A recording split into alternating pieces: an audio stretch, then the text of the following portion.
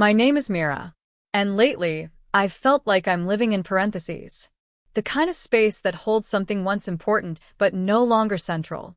I wake early, earlier than Daniel.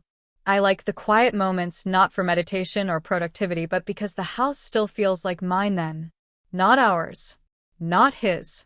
Just mine. The floors creak like they used to in my childhood home. The kettle hums, the curtains glow with the thin light of morning. For a few minutes, the silence is not loneliness. It's peace. Daniel comes down at 7:03 every morning. Not 7, not 7:05. Always 7:03. He says good morning, kisses the top of my head if he's not holding his phone, and pours his coffee. No sugar. Just a little oat milk. He's not unkind. He never was. But something in him has gone quiet, or maybe something in me has. I don't blame him. People change. That's what they say. But they never warn you what it feels like to be loved out of habit rather than out of hunger. When we first married, I used to leave him little notes in his coat pockets. "You're my favorite place to hide." He used to write back on the napkins from his lunch. Now, he just forgets his coats in the car. There's a room in the house we don't use. It's meant to be a studio. I painted, once. Watercolors. Small, delicate things, fog over rooftops, women with their backs turned. I haven't stepped into that room in over a year. It smells like stillness and something else I can't name. Daniel says we've been busy. That everything's fine. But sometimes, when I look at him across the dinner table, I feel like I'm staring at a house I used to live in. I know every window, every wall, but I don't know who lives there now. I think he feels it too. We don't argue.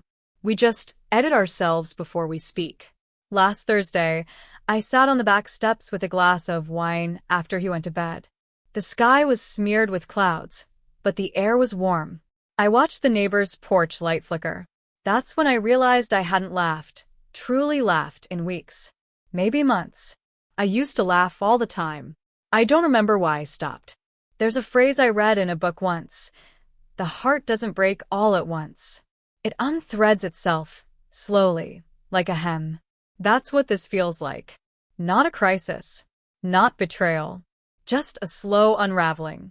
And something in me, small, quiet, has started to want. Not for chaos. Not even for romance. Just to feel again. Something. Anything. Like a curtain slightly lifting. But that is all still ahead. It started with a frame.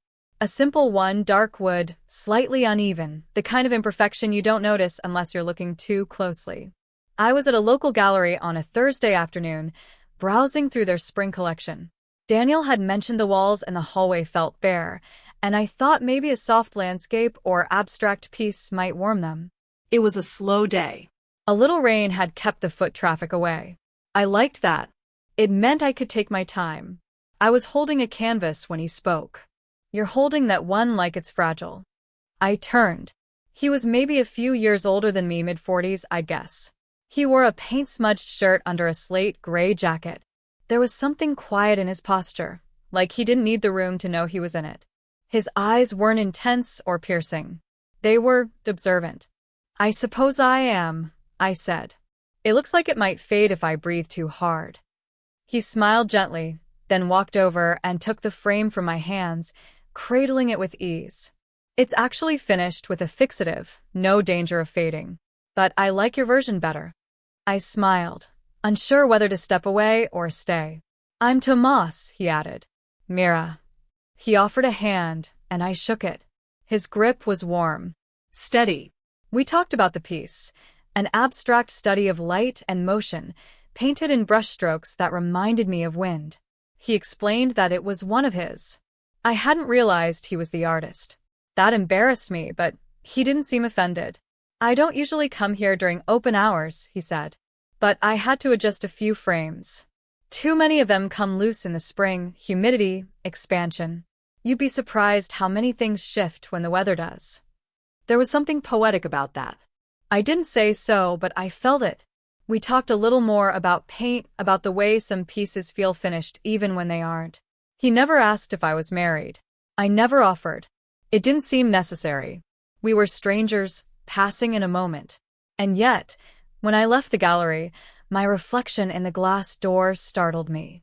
I looked awake. I walked home slowly that day, even though the rain had begun to fall. The drops felt sharp and cool against my skin. I didn't run. When I opened the door, Daniel called from the kitchen. "Hey, you're late." I told him I stopped at the gallery. "Find anything?" he asked. I paused. "Yes," I said. But I didn't tell him what. I found myself at the gallery again a week later. Not on purpose. Or at least, that's what I told myself. I was carrying a paper cup of coffee, still warm, and thinking about the frame I'd seen before, the one that made the walls seem less lonely. I told myself it was for the hallway, to make the house feel more lived in. For the sake of comfort, Daniel might have said. Tomas was there, just like last time. He had his back to me, adjusting a canvas on the wall. And just like before, there was no tension in his presence. No awkwardness. Just stillness. Like I hadn't interrupted anything. "You again," he said, not turning around. "I'm beginning to think you're tracking me by the smell of varnish." I smiled. That dry, quiet humor, the kind I used to adore in people when I was younger, it had a way of pulling me inward. Back then, life had felt like a string of coincidences, not a scheduled itinerary. "I thought the piece from last time might look good in our hallway," I said. I added "our" deliberately. Just in case. He finally turned. His shirt was stained with pale gold, ochre, maybe. His sleeves were rolled, and there was a smudge of paint on the back of his hand. "Strange," he said. "I didn't paint that one for a hallway. But now I'm curious, is it a long hallway or a short one?" I laughed softly. "Long, narrow. One side has no windows. Then it needs something soft. That one might be too sharp in tone." We stood side by side, looking at it in silence. I didn't know much about light or tone or paint, but I liked how he made me look longer. Not just at the canvas, but at myself. How I stood, what I felt, the way the coffee cup was starting to cool in my hands. He turned to me. "You seem like someone who notices quiet things." Is that a compliment? Only if you're the kind of person who needs one. That surprised me. I didn't know what to say to it. I stayed for a little while. He showed me a few unfinished sketches, nothing intimate, just outlines of light and form. He talked about how he captured movement without ever painting a person. "People complicate things," he said. "But light just tells the truth." When I got home that evening, Daniel was watching a documentary on ancient architecture. I sat beside him on the couch, and he put a hand absent-mindedly on my knee. I thought about telling him I'd seen Tomas again, that I had a second coffee, that I stayed longer than I needed to, that I smiled more than I had in weeks. But I didn't. Not because I was hiding something, because I didn't know what it was yet. It didn't happen suddenly. The fall was silent, like dusk, slow, unnoticeable, until I looked around and saw that everything had changed color. We began meeting in places that had no names.